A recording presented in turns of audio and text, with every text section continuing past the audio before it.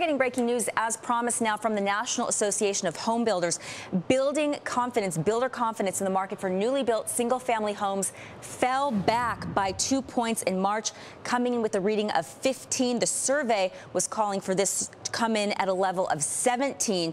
The prior reading was also at a level of 17. So with the March reading, the number just released at 15, that shows a drop back, a decline of home builder confidence. Now, Bernie Markstein, a senior economist at the NAHB, and he joins us now from our Washington newsroom to help break down the numbers. So at first glance here, Bernie, first welcome to you. This looks like a bit of a disappointment. What are you seeing?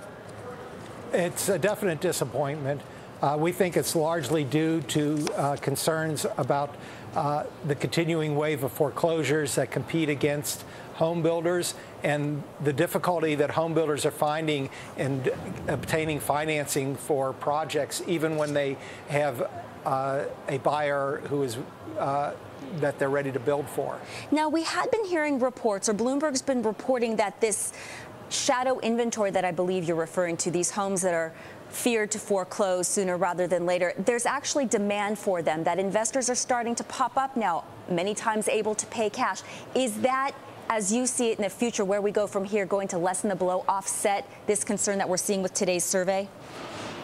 That is a helpful sign, and it's the market working, in which they observe that there maybe a bargain is really such a great bargain that somebody jumps in and takes advantage of it, maybe fixes up the house and turns around and sells it to someone else at a higher price, so that you get a better price overall.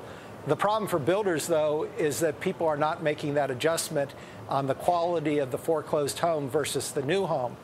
In particular, we've seen some appraisers who have come in with very low appraisals using foreclosed homes without making a proper adjustment for the condition of the home. You know, I've been hearing a lot of questions about the way the appraising industry has been working through this housing downturn and recession. What do you want to see happen? What we'd like to see is fair appraisals. And there are a lot of appraisers out there doing a good job. Unfortunately, what happens, there are some appraisers who come in from out of the area, don't know the area, don't even really look at the houses other than on the internet, look at size of house without looking at the shape the house is in. And a foreclosed home is not equivalent to a new home. There's no guarantee on the quality of the home. We don't know if there's been vandalism in the home. There might be $50,000 to $100,000 worth of repairs that are necessary to bring that home up to an equivalent level. Another big question, of course, do you think the housing market can withstand the virtually simultaneous removal of government programs as well as Federal Reserve stimulus?